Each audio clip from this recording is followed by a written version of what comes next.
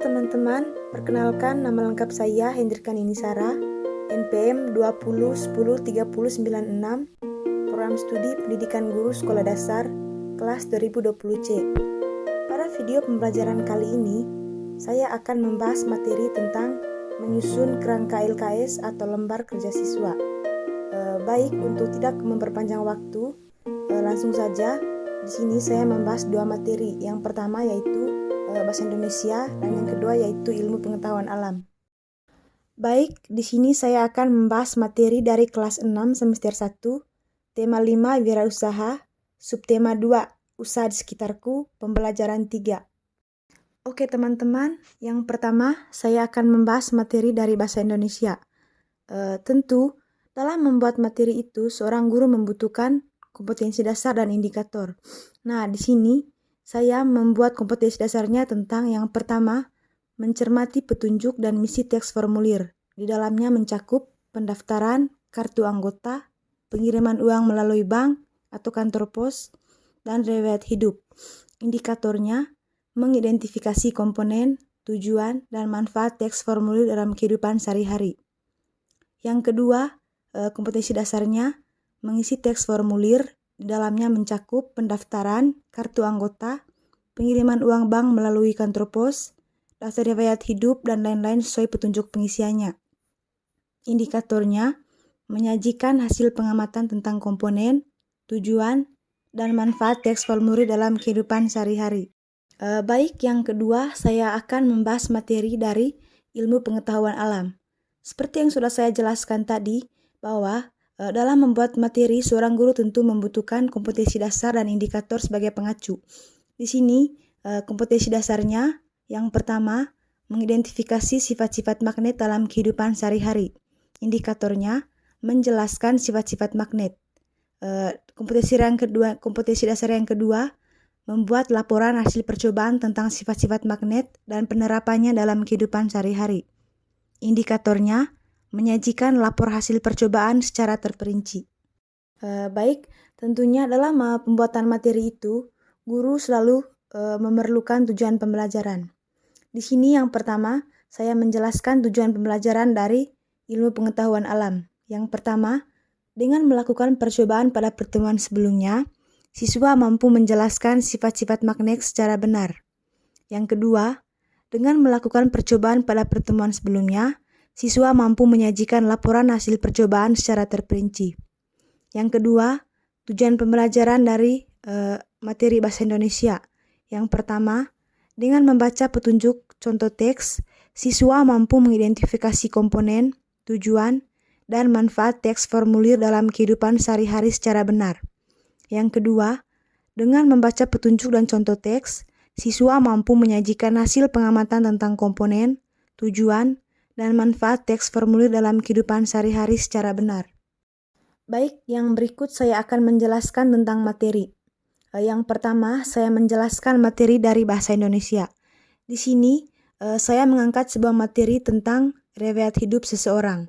Yang pertama, saya menjelaskan tentang pengertian dari daftar riwayat hidup. Jadi, daftar riwayat hidup merupakan data yang berisi informasi tentang diri seseorang.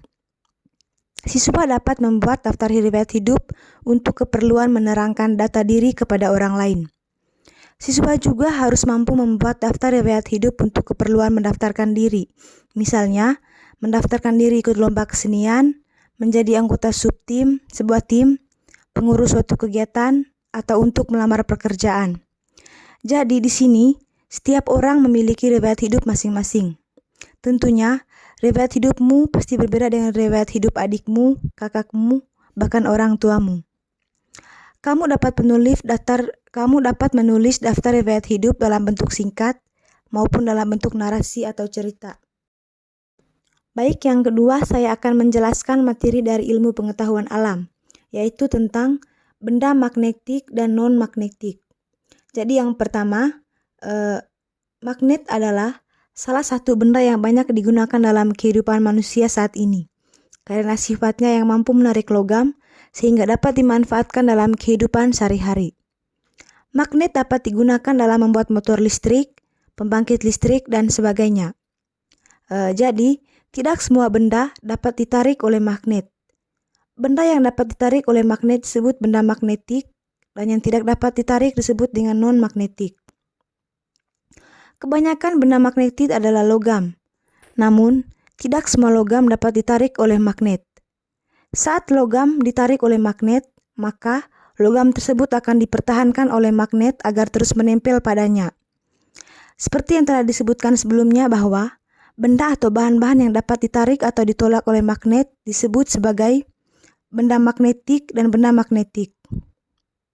Yang berikut, bahan-bahan magnetik memiliki kekuatan menempel yang berbeda-beda, sehingga dapat dikelompokkan menjadi 3. Kebanyakan bahan ini adalah logam. Bahan ferromagnetik adalah bahan yang ditarik kuat oleh magnet, sehingga biasanya digunakan sebagai pasangan magnet dalam berbagai keperluan. Contoh bahan ferromagnetik adalah besi, baja, kobalt, dan nikel. Bahan paramagnetik adalah bahan yang ditarik lemah oleh magnet dan tidak sekuat ferromagnetik. Contoh bahan paramagnetik adalah aluminium dan platina. Bahan diamagnetik adalah bahan yang ditolak lemah oleh magnet. Contohnya adalah seng dan natrium klorida. Benda non-magnetik dan benda non-magnetik adalah benda yang sebagian besar mengandung bahan yang tidak dapat ditarik oleh magnet. Jadi, bahan non-magnetik tidak dapat ditarik atau ditolak oleh magnet, sehingga biasanya hanya menjadi pembungkus untuk alat-alat yang berhubungan dengan magnet. Tentunya setelah guru menjelaskan materi kepada siswa, tentunya di sini guru mengulas kembali pengetahuan dari siswa. Contohnya dengan membuat uji kompetensi atau contoh soal. Hal ini dimaksudkan agar apakah siswa tersebut sudah mengerti atau tidak dengan materi yang diajarkan tadi. Di sini saya membuat contoh soalnya. Yang pertama yaitu soalnya, apakah kamu masih ingat pelajaran sebelumnya tentang daftar riwayat hidup? Apa yang dimaksudkan dengan daftar riwayat hidup? Jadi di sini siswa harus mampu menjawab pertanyaan yang diberikan oleh gurunya secara tepat sesuai dengan pertanyaan yang diberikan.